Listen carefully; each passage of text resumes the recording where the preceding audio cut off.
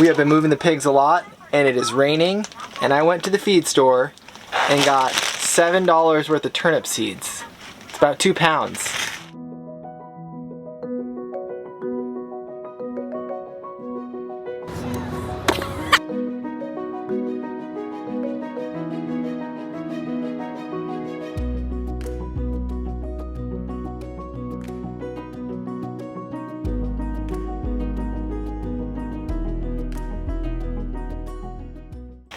If we could get this to grow where the pigs have been, and then it would turn into food for them. We're gonna try it. We're just gonna go out there, it's raining, I'm gonna do it, I'm gonna sprinkle it down where they've already been, kind of just let the rain take its course, and see if the next time the pigs come around, they have a tasty snack. That's the plan. Alright, so we got a little break in the rain.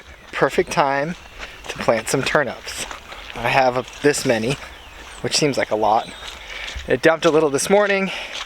I'm gonna go plant these turnips, and hopefully it creates some new fodder for these pigs. And there's wild chickens out again. It's cool. Where they've already been, there's kind of 2 paddocks right here. So I'm just gonna go sprinkling.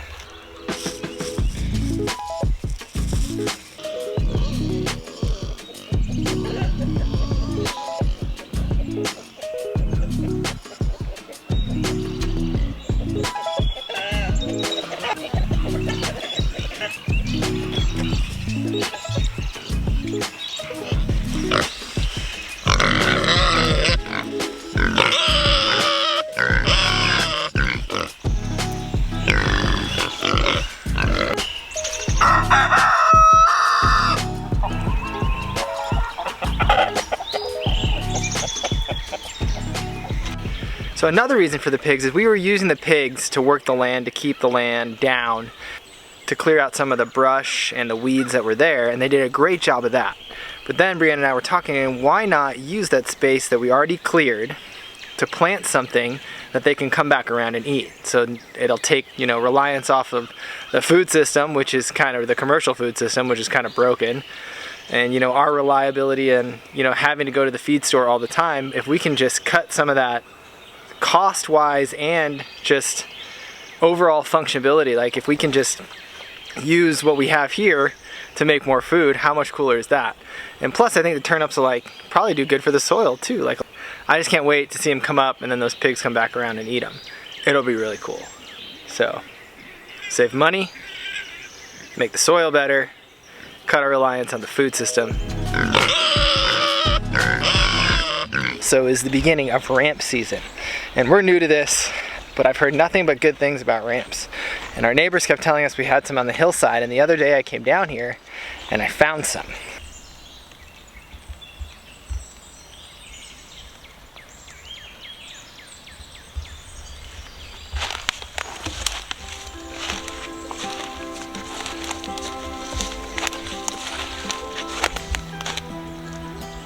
If you don't know what a ramp is, I'm pretty sure I could describe it as a wild onion, but it has beautiful garlic taste too. So it would be really good in a risotto, but it's extremely strong. So you only need a few. So I'm just gonna pick a couple. I'm not gonna pretend like I know what I'm doing.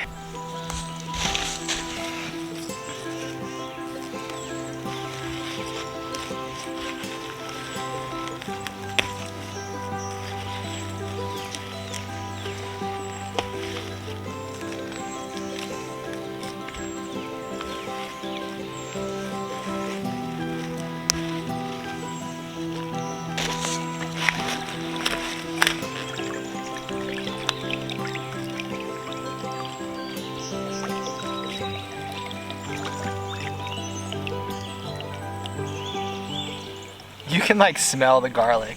It's so cool. So I'm pretty sure this is all I'm gonna need to pack a lot of punch.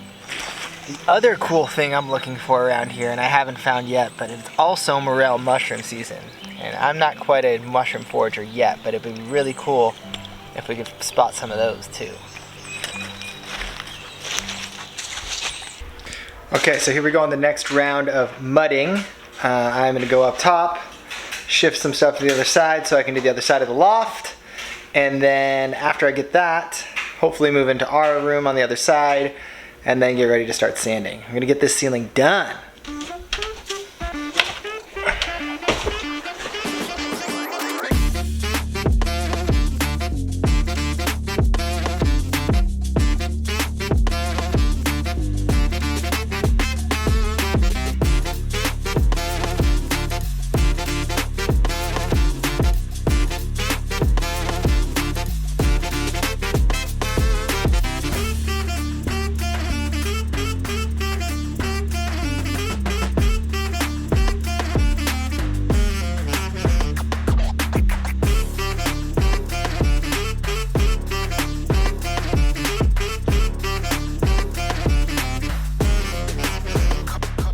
Okay, also, I got some broth going.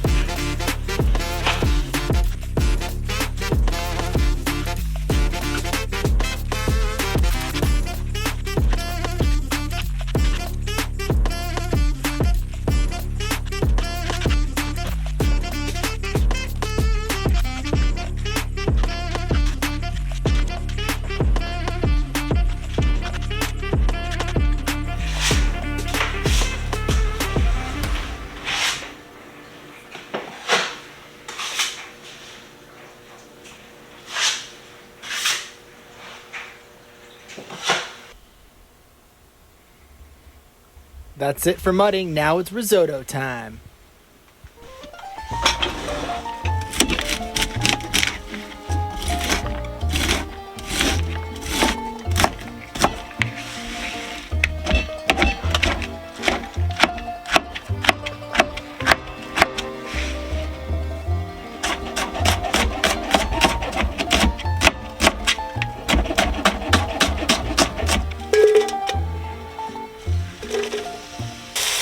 Okay, so I've added the shallots and some mushrooms to start. I'm going to cook all the stuff that goes in the risotto, like the garnish, I guess you would call it.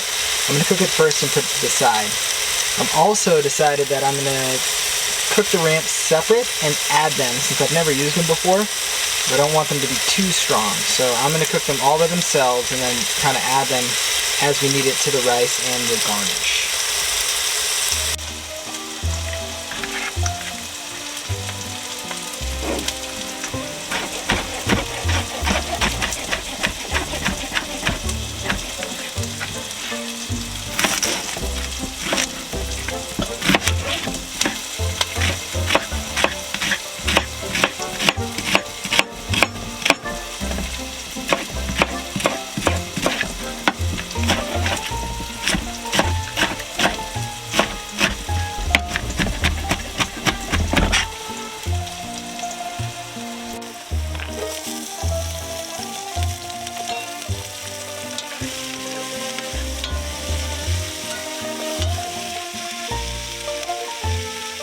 Okay, so real quick in the same pan, add a little more oil, and I'm just gonna sear off these ramps real quick, and then I'm gonna use them to flavor the dish at the end.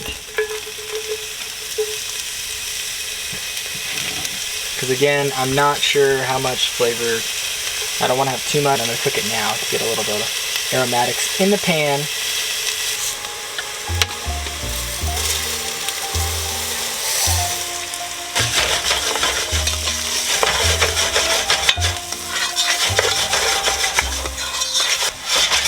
So right now I'm parching or toasting the rice, getting it ready to accept the liquid, which is the chicken broth that we made earlier. So that was about 2 cups of rice, and now I'm going to add the liquid. I have about 8 cups of broth on hand. At this point you could also add white wine, but I don't have any.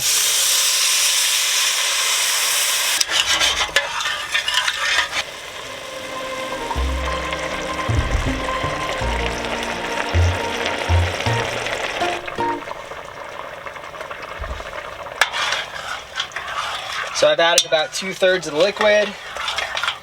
At this point you can start tasting it. It's not there yet, still crunchy. So you let it go.